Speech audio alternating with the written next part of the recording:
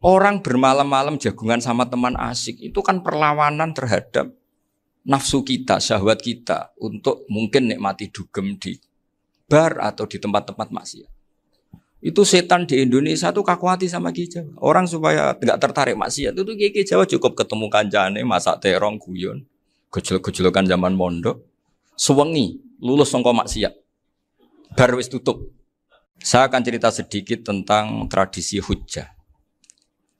Dulu lama itu kelihatannya sederhana, tapi kalau berargumentasi itu hebat. Tadi Gus Yofur menyebut kitab Mbah Hasyim itu mengharamkan kentong. Beliau masyhur itu punya kitab namanya Al-Jasus an Tahrimin Nakus. Intinya kentong itu haram. Secara dalil ini meyakinkan sekali karena ketika Rasulullah rembukan sama sahabat, kita dengan apa memaklumatkan orang kalau waktu sholat masuk.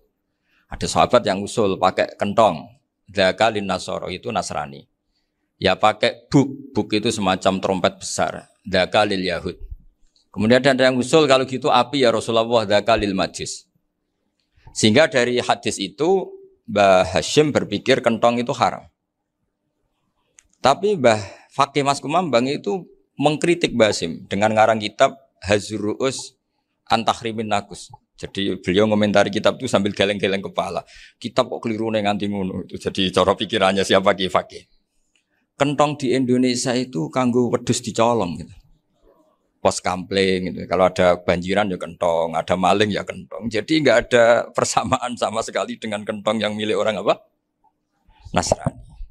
Sehingga di pondok saya itu ada kentong tapi jelek sekali. Karena itu satu-satunya cara supaya beda dengan kentong yang di gereja. Kalau elek kan mirip kentong di pos kampling. Itu ya agak-agak ilmiah sedikit. Dulu ceritanya Gus Yofur itu saya teruskan. Itu singkat cerita, itu kalau yang di kejadian di Termas itu Mbah Dimyati sudah nyuruh semua kentong disembunyikan karena mau ada Mbah Hasyim. Cerita itu mukarrar di Kiai Fakih sama di Kiai Dimyati Termas. Setelah kentong dikumpulkan semua, Mbah Hasyim datang, senang, ngiranya Syekh Dimyati ini sependapat dengan beliau, yaitu sama-sama enggak ada kentong. Tapi setelah itu ada santri yang matur, Mbah Dim pun beres kentong pun kula delikno sedanten. Itu di depan Mbah Hasyim. Jadi GR-nya Mbah Hasyim bahwa Mbah Dim itu sependapat akhirnya hilang. Ternyata ini akal-akalan tuh gitu. Karena santrinya matur, Mbah Dim pun beres sedanten kentong beduk sudah disingkirkan. Itu di depan Mbah Hasyim. Saking lugunya santri, nah saking ikhlasnya agak ngerti mahalus syahid ini adalah Mbah Hasyim. Saya mau meneruskan cerita Gus Yofur. Dulu, ini cerita dulu. Dulu Mbah Mun ngaji di Lirboyo, tapi Kiai Makhrus ngaji sama Kiai Khalil Harun. Kiai Khalil Harun itu adik juga sekaligus muridnya Mbah Umar Harun. Mbah Umar Harun itu generasi kedua setelah Mbah Ghazali. Beliau menantunya Mbah Ghazali, tapi ya sudah ponaan. Sehingga tradisi ini penting karena saya berkali-kali bilang di mana-mana. Status orang tua dan mbah itu adalah terserah anak cucunya. Bukan terserah mbahnya, tapi terserah anak cucunya. Saya tidak akan bosan mengingatkan ini. Saya pernah di makamnya Nabi Yakub, itu ya dikemuli bendera Israel. Di makamnya Nabi Dawud. Nabi Ibrahim juga dekat sinagog. Sehingga Quran membela Nabi Ibrahim disebut maka Ibrahimu Yahudi wala Nasrani. Karena ketika beliau berposisi di Israel, kemudian penguasanya adalah Yahudi, bisa saja makam ini ditulisi dan distatuskan ala Yahudi. Ya seperti Nabi Yakub. Nabi Yakub itu nabi yang kita yakin tentu berkeyakinan beliau orang baik, orang muslim, orang mukmin, tapi karena di desain mereka ya dikemuli bendera Israel. Dan disebut Abul Yahud. Karena kita tahu nama lain dari anaknya Nabi Yakub adalah Yahuda bin Yakub bin Ishak bin Ibrahim. Sehingga perasaannya orang Yahudi menjadi Yahudi itu yang ngikuti mbah-mbahnya. Nah khawatir saya ketika buyut-buyut kita kaya, buyut saya itu orang kaya dulu, namanya Mbah Durrahman. Itu kaya sekali, tanahnya banyak. Dulu cerita Mbah Hasyim ya kaya sekali, Mbah Maksum juga kaya, Mbah Abdul Aziz juga kaya. Karena dulu itu inginnya kiai itu yo ketok sugih lah, gak ngel-ngelo santri. Tapi nanti kalau cucu-cucunya sudah ndak alim, itu ndak dianggap punya tanah itu karena untuk fasilitas santri. Aku tak kedonyan, mbah-mbahku ya kedonyan. Buktinya tanah yombo. Karena dia akan menafsiri sesuai cara berpikir. Makanya sanad keilmuan yang diceritakan Gus Zofir itu harus diulang-ulang. Kalau nggak diulang-ulang, maka kita akan berpikir sendiri untuk menafsirkan masyayikhon al-kiram atau ajdadan al-kiram. Nah, ini yang bahaya, yang sering Quran mengingatkan. Jadi ada status yang disematkan oleh anak cucu kayak orang Yahuda tadi.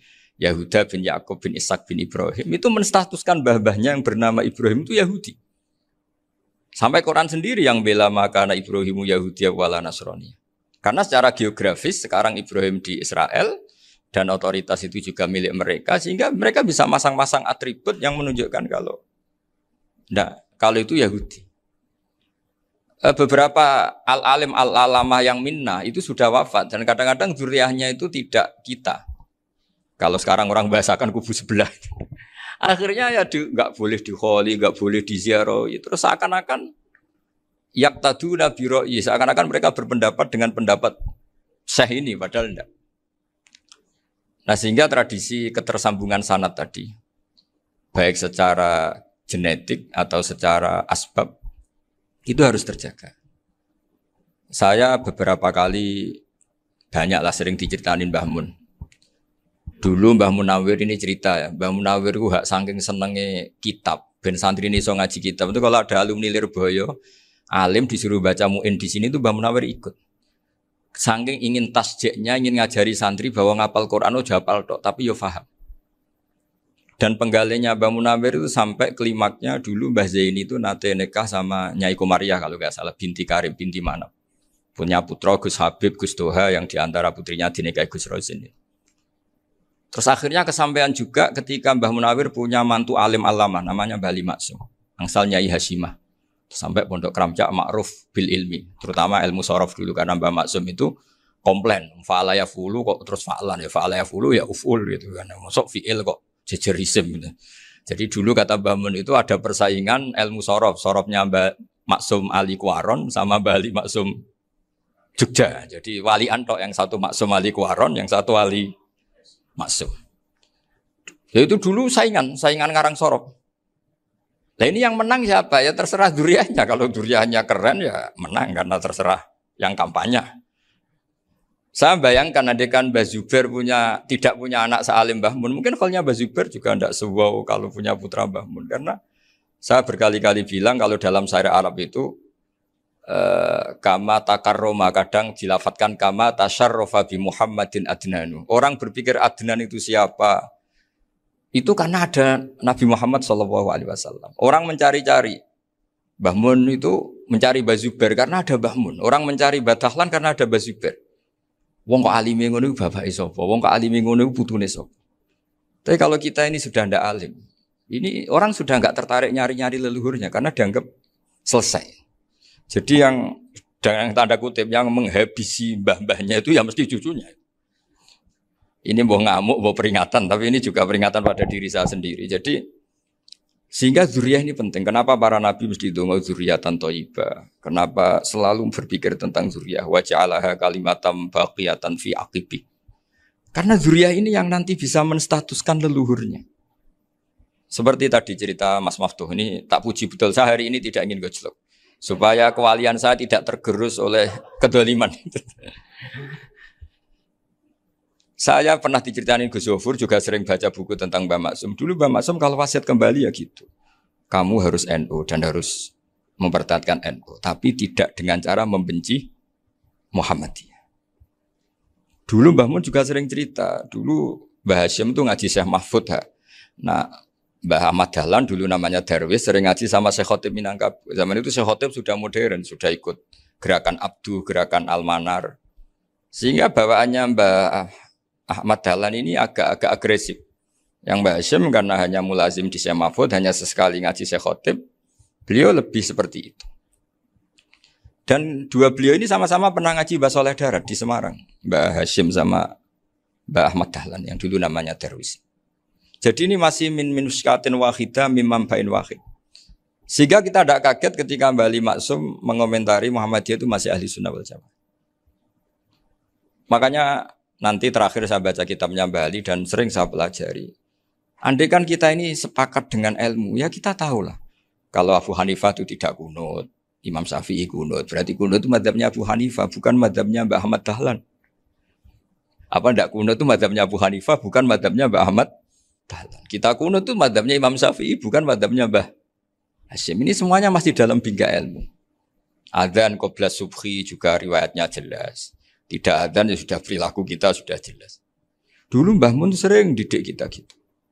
Saya sering dengar cerita kalau dulu Pak Arif Fakhruddin begitu hormat sama Mbah Ali, apalagi zuriyahnya Mbah Azhar Basir, karena beliau dulu do ngaji di Termas. Dulu itu enggak ada masalah karena semuanya dianalisis pakai ilmu. Tapi sekarang pakai identitas, yang kunut itu NU, yang enggak kunut Muhammadiyah. Berarti Abu Hanifah itu Muhammadiyah, Imam Syafi'i itu NU. Berarti Imam Syafi'i itu ya anak buahnya Ki Miftahul Ahyar kira-kira gitu karena anak buahnya Pak Said Akil. Kan terus jadi repot. Dulu kita ini pengagum ilmu, bukan pengagum perbedaan. Sehingga di sini yang saya kagum dari sekian ceritanya Mbah Ali Maksum, supaya kitab ini to the point, supaya nggak lama-lama karena waktunya juga. Nanti kalau kemalaman ini kena semprit ini sudah. Ini diantara yang diceritakan Bali itu unik. Imam Syafi'i itu sering tawassul, sering wasilah sama siapa itu? Abu Hanifah. Ini sudah tak petakan, saya baca yang sensitif lah. So, yang ini ya. Ziyar al-Babus Samin, terus sebentar ini yang bab tawassul.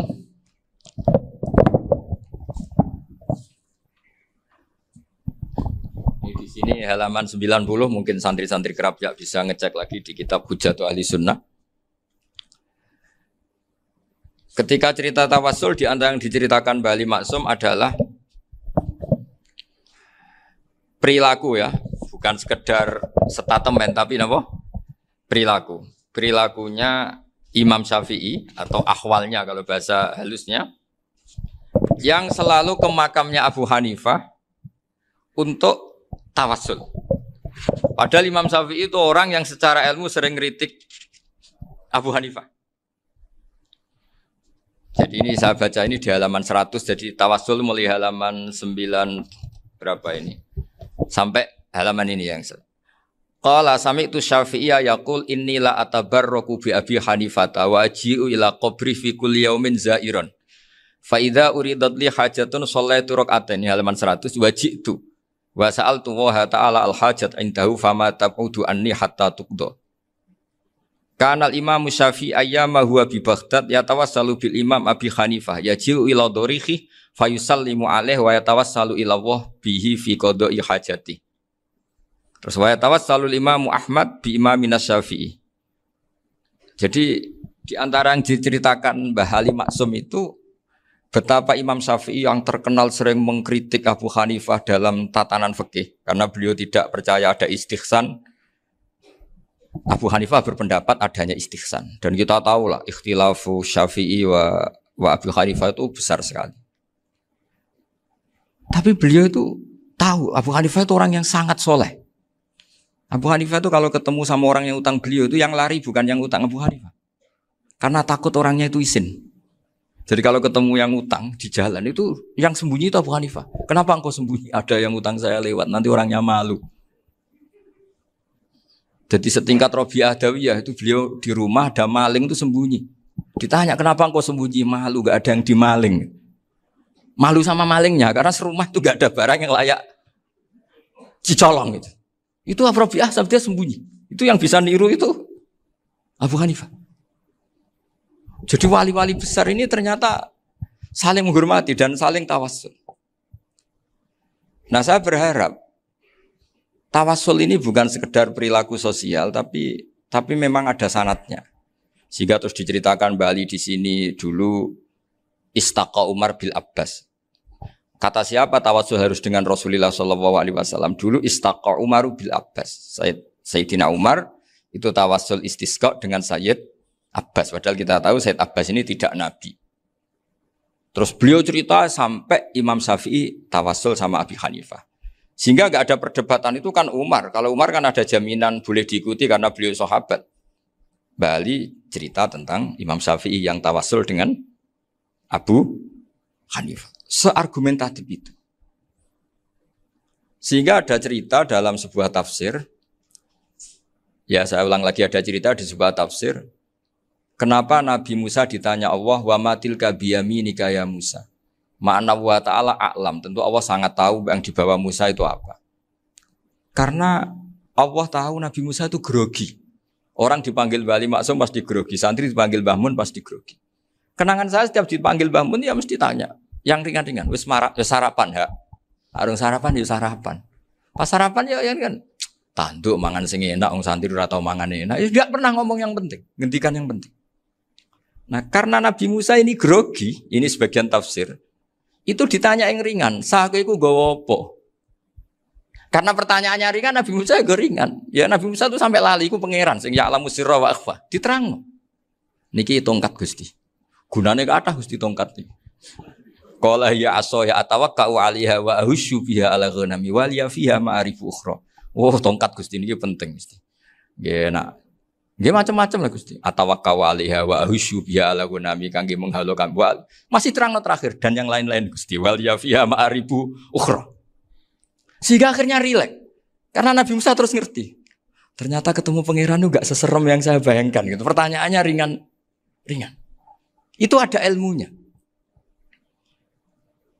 Tapi cerita ini yang versi tafsir ini tidak yang seperti di Manaqibul Ghazali. Di beberapa kitab tentang Manaqibul Ghazali diceritakan di alam roh Nabi Muhammad sallallahu alaihi wasallam itu yubahi bi ummati, saking yubahinya sampai ngendikan ulama ummati ka anbiya Bani Israil. Ulama umatku itu pinternya atau statusnya itu mirip-mirip lah. Kaf itu ya mirip-mirip kayak ulamanya nabinya Bani Israil. Akhirnya Nabi Musa itu tersinggung sekali. Bagaimana mungkin ulama disamakan dengan apa?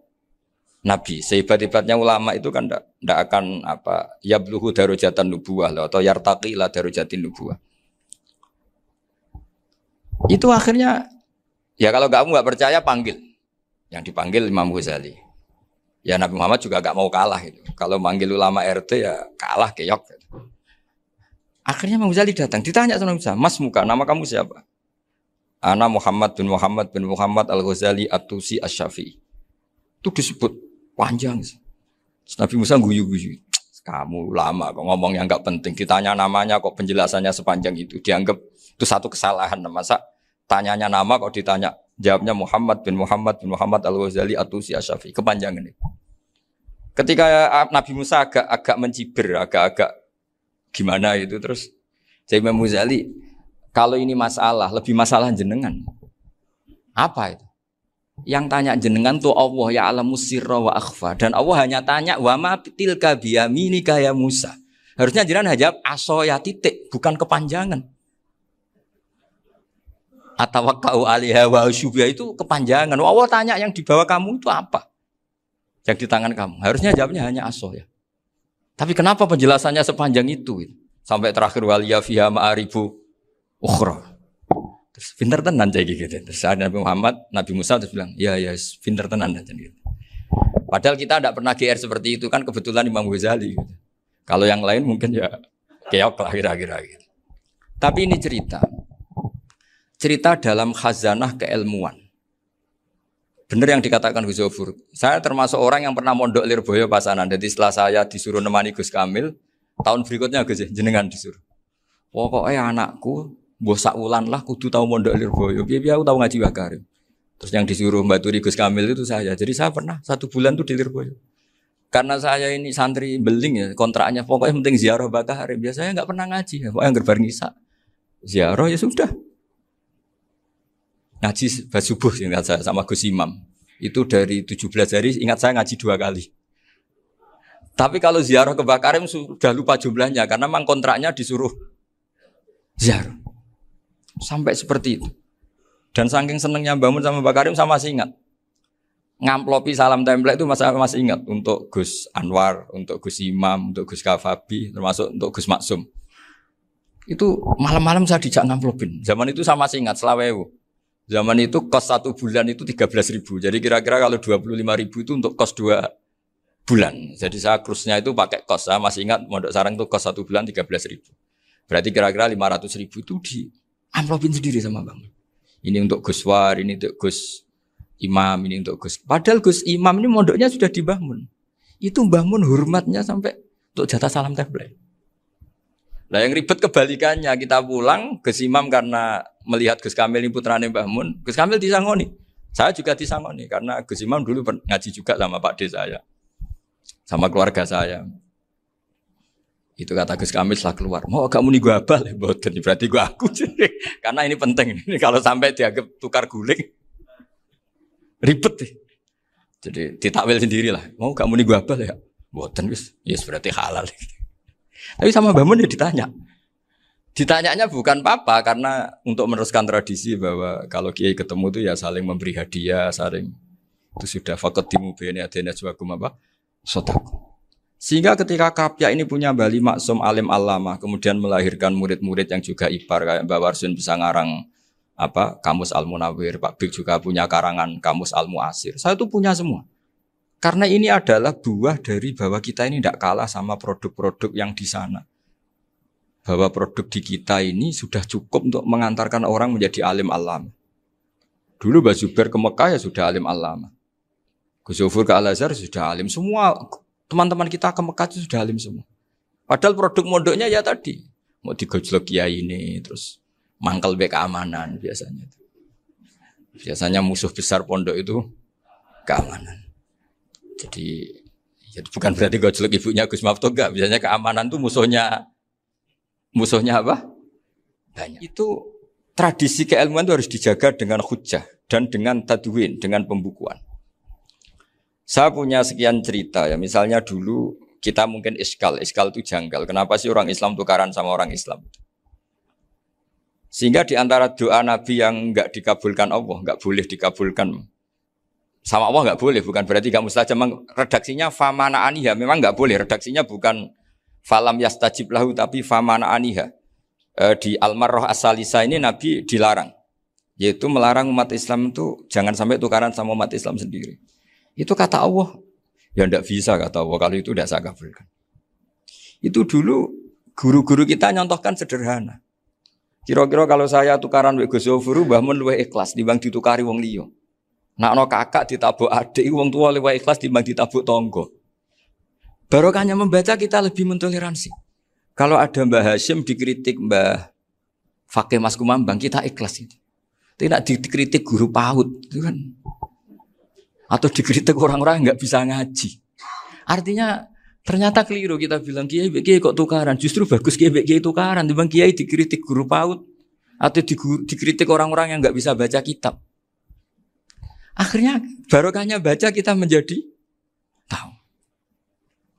Dulu Mbah Mun sering cerita, ini masih cerita silsilah ya. Jadi Bali Maksum tadi kita tahu di antara guru besarnya Bali Maksum tentu Mbah Mahfud Termas. Beliau adalah adik dari Kiai Mahfud Termas. Mbah Dimyati ini adik Kiai Mahfud Termas. Itu punya saudara namanya Abdur Razak, juga punya saudara namanya Dahlan. Itu yang membawa Thariqah Syadziliyah di Solo Raya. Yang sekarang alhamdulillah diteruskan Gus Wafi. Dulu di antara pesannya Mbah Mun ke saya, hak Wafi kandani kon ziarah ning Mbah Dimyati. Mergo Thariqah Syadziliyah dulu itu yang bawa keluarganya Mbah Dimyati. Jadi semuanya ini masih dzurriyyatan ba'duha min ba'd. Nah pesan saya karena tadi Mbah Munawwir yang termasuk orang pertama yang bawa Quran, bawa qiraah sabah. Kenapa saya bilang termasuk? Karena kalau bilang paling pertama ini nanti butuh data. Dan itu agak kerepotan lah. Tapi yang jelas mimman istahara lah. Mimman istahara yang membawa sabah ke sini itu adalah Mbah Munawwir. Terus beliau ngajarkan diantaranya ke Mbak Arwani, pakai kitab Satibi, pakai kitab Nazmus Satibi. Terus Nazmus Satibi itu diteruskan oleh Mbak Arwani, ditulis. Yang nulis dulu Mbak Dola Salam. Bapak saya itu murid Mbak Dola.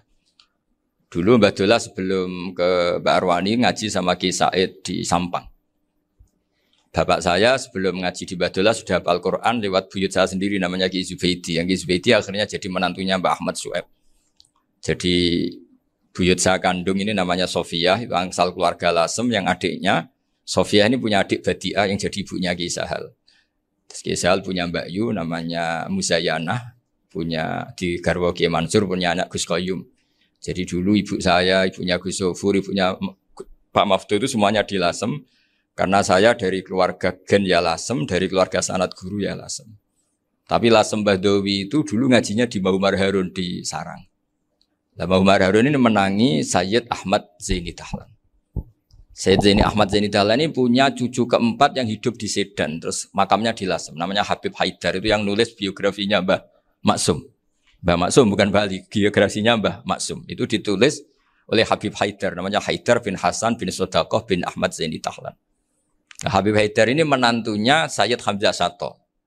Hamzah Sato itu Hamzah bin Abdullah bin Umar. Itu kakaknya Sayyid Abi Bakar Sato, Sohibul I'anah. Nah, Sayyid Umar ini yang dulu ngajari mbahnya Mbah Mun namanya Ahmad bin Syuaib. Nah, di antara ajarannya adalah baca kitab-kitab kecil yang bisa dihafal. Dibawalah ke sarang jadi metode muhafadzah. Tapi kemudian lama-lama oleh pondok itu jadi syarat kenaikan kelas. Dulu gak ada muhafadzah untuk kenaikan kelas ya, supaya orang alim itu harus hafal. Lama-lama dipakai syarat untuk muhafadzah. Jadi semua ini sanad harus kita ingat supaya kita bisa menjaga tradisi. Termasuk tradisi ini kiai seneng jagungan, terus ngomong ra penting. Itu juga sanad. Setahu saya Mbah Mun itu kalau ketemu bapak ya guyon terus. Saya punya kenangan tuh yang dulu agak iskal tuh begini. Ada isu lah, entah isu entah hoax entah apa, ada kaji itu agak beling itu, pokoknya beling lah. Seneng siapa itu, rondo lah apa. Pokoknya beling gitu. Ketika Mbah Mun dilaporin tamu kalau kaji itu beling sama rondo itu. Mbah Mun tanyanya lucu. Lho ayu no cum. Wahyu banget, Mbah. Wahyu. Itu bapak juga bakas ayu nih. Dulu saya sekali ini kiai kok bakas wong ayu, bakas budine barang lah kira-kira gitu. Tapi setelah saya tambah alim, tambah ngerti itu kata bapak gini. Ya apik bakas ayu hak timbang iya no malah qadzaf. Ternyata seni. Sekali Mbah Mun atau bapak bilang, "Kaji kok zina, kaji." Maka larinya ke qadzaf. Maka menghindari bahasa menuduh, ngomong yang enggak penting. Lho ayu no. Jadi kiai dulu tuh orang sok suci tapi menghindari hal-hal yang jadi punya seni untuk ngelola kehidupan. Orang bermalam-malam jagungan sama teman asik itu kan perlawanan terhadap nafsu kita, syahwat kita untuk mungkin nikmati dugem di bar atau di tempat-tempat maksiat. Itu setan di Indonesia tuh kakuati sama Ki Jawa. Orang supaya tidak tertarik maksiat itu Ki Jawa cukup ketemu kancane masak terong guyon. Gejol-gejolokan zaman mondok, sewengi lulus sangka maksiat, bar wis tutup. Perlawanannya sederhana, nggak pakai tahajud, nggak pakai wiridan, karena Kiai Jawa juga koyo rapati potongan ahli ibadah gitu, itu jagungan. Gitu. Jadi setahu saya itu pernah lihat Bali itu sekali ketika beliau ngisi ceramah di Mbah Hamid Bedowi, saya masih kecil diajak bapak. Dulu kalau bapak ngelihat Bali sama Mbah Hamid itu mesti nangis, karena dua orang alim bertemu. Yang akhirnya ya bisanan itu Mbah Hamid punya anak Gus Nasih, di sini ada Mbah Nafisa, terus jadi Mbak Salih Hindun itu. Jadi dulu tuh ya guyon terus ketika ketemu. Itu yang sering bodoni Mbah Hamid itu ya Ki Bisri. Ki Bisri itu kalau datang ke Ki Hamid Pasuruan, nak wali tenan aku teko ditatakno mangan. Jadi ukurannya ya. Ternyata sampai sana dikeimangan tenan. Masih belum mengakui, kan nak wali tenan aku kiai rung di mobil, dongakno aku di mobil. Sudah kalah satu seri itu masih gak terima. Lalu itu Mbah Hamid akhirnya berdoa, ayo monggo, mungkin Ki Bisri gak ada mobil. Itu setelah didoain masih tanya, merek apa merek? Jadi itu Mbah Hamid jawab, yo paling Holden itu, paling Holden. Itu nyari mobil itu ya adalah dapatnya Holden. Suatu saat Mbah Bisri diundang Mbah Hamid gak dikasih bisar, karena utangnya sudah banyak Mbah Hamid, Mbah Bisri ini utang doa tadi. Itu ya gak dikasih besar ya gak mau kesang apa-apa kelambimu kayak aku. Didol sama muhibbinya Mbah Hamid, itu harganya melebihi jatah bisaroh. Ketemu Mbah Hamid. Kang, susu Kang, mergo.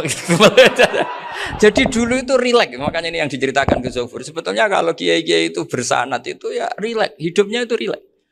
Karena rileks ini perlawanan terhadap kemungkaran. Saya dulu musyawarah sering sama Gus Zofur usul fikih. Itu jelas di antara yang ditulis Lubil Usul itu. Ya kita tahu tadi misalnya sanad usul fikih, Mbah Ber itu sangat al-usuli Kiai Zubair Dahlan, abahnya Mbah Mun. Punya murid di antaranya Kiai Sahal. Kiai Sahal punya karangan Thariqatul Husul fi Syarhi Lubil Usul. Itu Thariqatul Husul itu beliau ngendikan dalam mukaddimah bahwa saya bisa mensarah ini berdasar ngaji maknani sama Mbah Zubair. Terus beliau mengutip sarah itu dari kitab Nailul Ma'mul. Beliau ngendikan binus khotin khotiyah ghairi matbu'ah. Dan itu ditemukan di Kiai Mansur di Lasem. Karena Kiai Mansur iparnya Mbah Sahal. Mansur bin Khalil itu diantara katibnya Syekh Mahfud. Jadi semuanya ini sambung. Mbah Ber saking ahli usul fikihnya, kalau ngajar usul fikih itu kalau guyon takriran saya ini lebih memahamkan ketimbang sarah.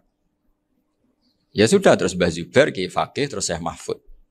Di sini Syekh Mahfud termasuk orang yang dekat Mbah Munawir sampai putrane Mbah Mahfud namanya Gus Muhammad dibawa Mbah Munawir, kemudian mondok di Termas diantaranya, terus dinikah jadi menantunya kalau nggak salah Haji Taslim di Betengan, kemudian sekarang juriannya Mbah Mahfud di Betengan. Ini nggak boleh hilang secara seperti itu. Diantara di usul fikih diterangkan ketika diantara 5 hukum itu ada yang bernama mubah. Mubah itu boleh dilakukan, boleh ditinggalkan, dan kalau dilakukan ya tidak berpahala, tidak disiksa. Itu ada ulama yang protes. Protes nggak bisa seperti itu. Itsma min mubahin ila wa tahaqqaqu bihi tarku haramimma. Fa'il zamu minas sukun tarkul qatli wa minas sukut tarkul qadaf. Tidak bisa, mubah itu tidak ada. Kalau kiai jagungan semalaman, itu Allah ngitungnya itu hada taroka dugem, wahada taroka delok dangdut, wahada taroka kada wakada. Oh, itu luar biasa. Dan kita ngikuti yang seperti itu saja. Gak usah tahajud, gak usah witir telulas, kaya ora kuat timbang gremeng. Sewengi jagungan, setan ngenteni kita tergoda maksiat, ternyata maksiatnya sampai tutup, kiainya masih apa? Jagungan. Jadi jagungan saja ada ilmunya bahwa itu perlawanan terhadap tarkul ma'asi. Sehingga bagaimana Anda katakan mubah ini mubah, toh gunanya adalah tarkul haram. Meskipun efek mubah juga bisa tarkul wajib, wae bojo blonjo turu. Karena wae ngrumati ibuke turu. Itu halal wajib. Jadi mubah itu resikonya ya bisa tarkul wajib, bisa tarkul haram. Sehingga kalau sanad ini terjaga secara baik, secara kultur, saya sering juga sakuan sama Gus Yofur, itu mesti tak niati gitu. Jagungan wong alim kuwi ibadah dan menikmati ibadah adalah dabul auliya wa dabul ulama. Kata Imam Ghazali, pada akhirnya waqud buhadatin al-istilzat bil mubahat. Kata Imam Ghazali, pada akhirnya qutbu hadaddin, madaru hadaddin, pokok dari agama ini adalah melawan kemaksiatan dengan kita menikmati al-istidzat bimubah. Kita menikmati sesuatu yang dibolehkan Allah Subhanahu wa taala. Dan seperti ini itu bisa qasmu dhuhri syaitan, bisa menghancurkan punggungnya setan. Karena kalau melawan setan dengan ibadah ini kadang kita capek selain isra potongan. Tapi nak kangkang ning komplek H gitu jagungan mbek kancane, ngenang melarate, mbok ngenang ora sekolah ramunggah, kenangan sing ramunggah diarani istiqomah. Gitu kan. Diarani tulus zaman, sing munggah dianggap kesusu. Saya ini punya pondok Quran, kalau ada yang hafal 3 tahun mesti digojol kancane. Gak apik, kesusu itu. Kesusu itu mesti tidak barokah karena tergesa-gesa apa? Hatam. Sehingga yang enggak hatam-hatam itu kayak partai mayoritas. Ini yang partai tulis zaman katanya. Ahli sobri katanya. Akhirnya di pondok gara-gara itu mau guyon, tapi enggak ada stigmasinya, malah enggak naik. Di Pondok Sarang itu saya punya teman itu banyak yang sekelas dengan saya, sekelas sama Gus Kamil, akhirnya sekelas dengan Gus Zofur. Padahal saya ini kakak kelas. Saya temannya, Gus Kamil temannya Gus Zofur. Ini anak ini nggak pernah naik, itu nggak dicibir di pondok. Karena guyonan tadi, guyonan bahwa ini bagian dari bentuk apa? Istiqomah. Nanti yang goblok juga tenang. Karena kiainya cerita, kadang santri goblok ya baru kan. Di sini pondok akeh santri ora tau sinau ning omah dadi kiai gede. Selalu kiainya tuh cerita seperti itu. Akhirnya sing goblok ya bangga dengan kegoblokannya. Iya, jadi kiai itu orang yang meskipun guyon ini barokahnya Masya Allah. Dan setahu saya kiai-kiai alim itu ya senengannya guyon karena tadi guyon itu luar biasa. Bapak saya itu kalau pesan sama saya itu enak ngaji is guyon nice. Wong ning omah mikir utang, mikir wedi bojo macam-macam kok ngaji mbok jak nangis pisan, nangis ping pindho katanya. Sudah jak guyon ae. Paling gak lali.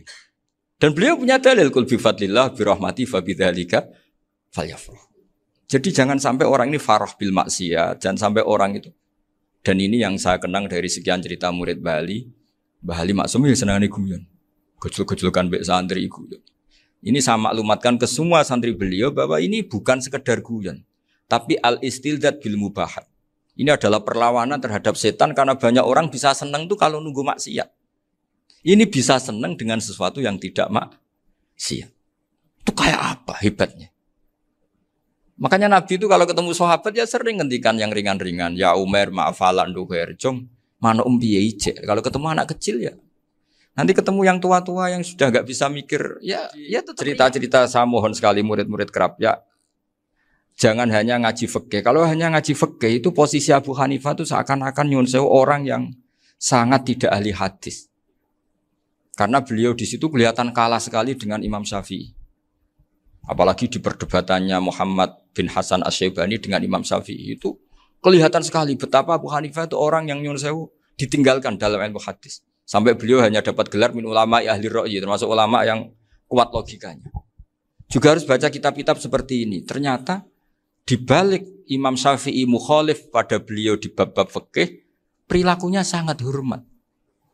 Sampai beliau tuh kalau tawassul ke kuburannya Abu Hanifah. Dan beliau ngendikan an-nasu fil fiqhi iyalun ala Abu Hanifah. Semua orang yang ahli fikih itu masih anak buahnya Abu Hanifah. Saya berkali-kali cerita, mazhab Syafi'i itu alatut tadhir hanya dua, yaitu alma wa turab. Abu Hanifah nambahi wanar. Alasannya Abu Hanifah orang mukmin yang dosanya banyak itu dibakar di neraka dan alasannya Allah litadhirihim untuk mensucikan mereka. Jika pikirannya Abu Hanifah an-nar itu min alatit tadhir. Apa yang terjadi ketika bata itu batu bata yang dibakar di situ campur teletong campur apa-apa itu kalau sudah mazhab Abu Hanifah selesai sudah suci karena sudah ngelewatin pembakaran. Meskipun kita tidak akan kalau kehilangan air terus wudu dengan api bisa bunyak semua itu. Tapi apapun itu menjadi solusi. Sehingga saya punya kitab namanya Ikhtilafu Malik Ikhtilafu Malik wa Abu Hanifah atau Ikhtilafu Syafi'i ma Abu Hanifah. Itu kelihatan sekali kalau Abu Hanifah itu nyuruh posisinya kalah. Karena yang ngarang orang-orang Syafi'i. Tapi kalau melihat kitab-kitab kewalian, misalnya di kitab Mizan Kubro ini juga sering disebut kisah itu Mbah Ali Maksum tentang Imam Syaroni. Berkali-kali beliau mengutip Mizan Kubro. Itu Abu Hanifah adalah orang yang sangat mukasyafah. Artinya ketika Nabi cerita air wudu itu menjatuhkan dosa, tidak ada air wudu yang jatuh ke kamu kecuali saat itu juga dosa kamu jatuh. Itu beliau datang ke Madharota Kufah. Kemudian beliau bilang sama si orang tua tadi, tub anizina. Orangnya terus bilang atubu minazina. Ada lagi pemuda datang dibilangin tub an ukuki walideka. Terus bilang tub tu an ukuki walidaya. Sampai yang terakhir ada tub an sima ya alatilahwi atau an sama ya alatilahwi. Terus tub tu an sama ya. Ketika orang itu ditanya, kenapa engkau begitu tahu dosanya apa? Saya tahu air wudhu ini menjatuhkan apa. Jadi kira-kira kalau zina mungkin ya batang babi lah. Kalau hanya sekedar melihat bak-bak mungkin ya curut atau tikus lah kira-kira gitu. Nak dulu sediluk ya mungkin ya tikus cilik gitu. Nak dulu suwi ya tikus werok itu atau apalah. Pokoknya beliau itu tahu. Tapi anehnya Abu Hanifah apa? Setelah itu dia nangis minta mukasafahnya ditutup. Ya Allah, saya ini mukasafah kok malah menjadi tahu sawatil mukmin. Padahal aturan syariat jenengan man satara musliman satarahu, bahwa enggak baik melihat jeleknya orang mukmin. Minta ditutup. Makanya saya ini bangga ada mukasafah. Makom yang kita sampai sekarang tuh makom setelah Abu Hanifah mukasafah. Jadi Abu Hanifah repot-repot mukasafah, minta makomnya ditutup tidak menjadi mukasafah. Dan alhamdulillah kita sudah tidak mukasafah sebelum minta ditutup. Jadi kita ini keren. Keren karena aturannya itu man satara musliman satara huwa, yang tidak tahu aibnya orang muslim maka Allah akan nutupi aibnya di akhirat. Dan kita alhamdulillah barokahnya ndak mukasafah, ndak ngerti aibnya orang mukmin. Jadi kita harus pakai patokan ilmu. Saya ulang lagi, kita harus pakai patokan. Makanya saya tahu betul ketika Kiai Hamid Pasuruan, beliau dulu ngaji Jamul Jame, ngaji Juman. Bali Maksum di sana sama Gus Habib, sama Gus Muhammad bin Mahfud. Termasuk mbah saya kandung dulu Kiai Sidik. Mbah saya yang dari itu juga ngaji di Termas. Bapak saya dulu Kiai Nur Salim ngaji di Buyut Baiti. Dulu itu kawin juga sederhana, Kak, cerita Gus Zofur. Jadi bapak saya kandung itu Kiai Nur Salim itu ngaji di Mbah Baiti. Mbah Baiti itu adik kandungnya buyutnya saya dari ibu. Nah, Mbah Bedi itu teman akrabnya mbah saya namanya Kiai Nursam, Mbah Nursam. Singkat cerita terus Nur ke Jorabi arah Arabekno itu. Setelah bapak saya ke Badullah mau ditawarin jadi mantu, kata bapak saya kula pun dipek mantu Mbah Bedi. Akhirnya dapat ibu saya itu. Karena ibu saya itu cucu Mbah Bedi, cucu lambung. Jadi mbahnya ibu saya itu Mbak Yunya Mbah Bedi. Namanya Mbah Sofia tadi yang dapat Mbak Idris itu. Yang Mbak Idris ini bin Umar. Ya Mbah Umar yang mbahnya Mbah Hamid. Hamid bin Abdul bin Umar. Kalau bahasa itu Fatimah binti Idris bin Umar. Dulu kecilnya Mbah Idris namanya Abdul Khalik. Kalau kecilnya Mbah Hamid namanya Abdul Mukti. Kalau kecilnya Mbah Maksum namanya Muhammadun kalau nggak salah. Dulu itu orang dulu itu namanya dua-dua karena diganti ketika musim apa? Haji. Jadi ini terjaga. Sehingga tidak ada ceritanya kiai-kiai yang jagongan kemudian santrinya itu yang agak-agak khawatir. Kiai kok sungi-sungi jagongan, gak tahajud, gak duha itu tidak ada. Karena ini dianggap fi'lul mubahat untuk melawan mungkar. Jadi sehingga di kitab Ikhya diterangkan, kamu jangan ngira orang-orang soleh ketika jagungan itu min ahlil bitolah wa takasul. Itu orang-orang yang pemalas itu enggak. Tapi mereka bisa mengasyiki Allah. Bahwa dalam jagungan ketemu teman ya asik, gejul-gejulkan sama Pak Maftuh ya asik. Dan keasikan ini bentuk perlawanan terhadap keasikan harus dengan maksiat. Itu kayak apa kalau kita ngaji sampai seperti itu, termasuk tadi yang diceritakan Pak Maftuh kitab Hunyah. Semoga beliau cerita juga pernah belajar. Saya pernah belajar kitab Hunyah khatam. Itu diantara yang diceritakan Syabdul Qadir Al-Jilani tadi kata beliau Al-Jilani dipakai Jim Al-Jilani. Ini agak beda dengan kita. Mbah Zubair itu punya kitab namanya Al-Qolaid Al-Uluyah. Beliau menfatwakan nama-nama ajam itu kamu bebas. Ajamiyun fasna bihi masyita. Sehingga kita kalau punya kiai harus mau cokolal ustukhri. Sehingga mau cokolal istukhri. Tirmidzi juga nasibnya sama. Qolat rawahut Tirmidziyu. Sing sitok rawahut Turmudziyu. Yang satu rawahut Tarmidziyu. Ya karena kita keluarganya Tarmidzi apa enggak gitu. Makanya kata Mbah Mun sama masih ingat. Kata cerita Gus Zofur tadi adabnya Gus Zofur itu cerita tentang keluarga ibunya. Padahal keluarga ibunya juga orang-orang soleh yang luar biasa. Itu kata Mbah Mun, kowe roh jenenge Imam Bukhari tahu ya. Jenenge sapa? Saya nyebut Muhammad bin Ismail bin Ibrahim bin Mughirah bin Bardasbah. Lah iya Bardasbah mbok waca Bardisbah yo. Lah cara kene mbok Parmin mbok Parlan. Jadi Bardisbah mbok Bardasbah iku cara kene yo Parmin mbok. Iku rak Mbah Fadl Senori dadi kabeh diwaca Arab. Jenenge Mbah Umar Harun. Dhisik yo wong sarang Mbah Harun mbok kira nang yo ora roh wong dhisik yo wong kuno ya. Jadi kalau versi Mbah Fadl termasuk yang pertama bikin nasab Mbah Maksum itu tulisannya Mbah Fadl yang dikutip Habib Haidar tadi. Ya saya seperti Gus Zofur juga mencari-cari hubungan ulama-ulama di Jawa. Itu Mbah Mun itu kalau bicara ya mbahku ono sing jenenge Kiai Serut. Kalau ditulisannya Mbah Fadl itu Sarof. Jadi Mbah Fadl itu fanatik orang-orang alim itu ditulis Arab, kalau Mbah Mun itu Jawa. Dulu tuh ada wali seto di daerah saya. Dulu orang ya janggal, ternyata ada sato itu kesamaan di Arabnya itu sato. Sehingga kiai-kiai itu ada fanatik Tirmidzi, Turmudi, Tarmidi, Jilani, Jailani karena ajamiyun fasna bihi masyita. Jadi kalau nama-nama ajam semonggo lah baca sekenanya sementing. Cuma mungkin tahqiqnya benar Pak Maftuh tadi memang di Mu'jamul Buldan itu Al-Jilani bikasri jim ya sudah kita baca Al-Jilani. Sebab itu kayak Pondok Pelosok Lirboyo itu menurut saya bagus. Orang itu maknani betul sama gurunya. Kalau sarang enggak. Kalau Pondok Lirboyo, pondok yang tadi ternyata keluarga Mbah Munawir sini pernah bisanan yaitu Mbah Zaini pernah nikah sama Nyai Komariah ya kalau enggak salah, punya putra Gus Habib ya, Pak Toha dan sebagainya. Itu betapa hubungan pondok Quran sama pondok kitab dulu itu enggak pernah terputus. Bapak saya setelah hafal Quran itu dulu ngaji Mbah Zubair. Jadi bapak saya sering ngutip mu'en apa. Padahal bapak saya itu terkenal tuh. Beliau cita-citanya itu saya ingin hafal Quran kayak hafal Fatihah. Beliau itu sampai sepulahnya sekali. Karena beliau inginnya hafal Quran kayak hafal Fatihah. Termasuk murid terbaiknya Mbah Dullah bapak saya. Itu ya ngaji kitab. Sehingga kata Mbah Mun, jadi Mbah Munawir de mantu Bali Maksum. Itu ya sudah dipenggali. Sudah dipenggali dituruti pangeran. lahirlah seorang Bali Maksum yang membawa. Jadi dulu itu ya Gus Muhammad yang ngaji di Termas, nanti Mbak Arwani sebelum ngaji di sini ngaji di Tebu Ireng. Sehingga Mbak Arwani bisa ngarang kitab. Beliau ngarang kitab tentang Sab'ah. Faidul Barokat namanya. Ya nulisnya ya fasih ya. Saya punya tulisan tangannya Mbak Arwani itu banyak. Saya juga punya tulisan tangannya Mbak Hasyim Asy'ari ketika nyurati buyut saya yang di Damaran itu pakai bahasa Arab. Jadi dulu itu Mbah Ali Maksum juga sama. Surat-suratannya dulu sama tokoh-tokoh Muhammadiyah ya bahasa Arab.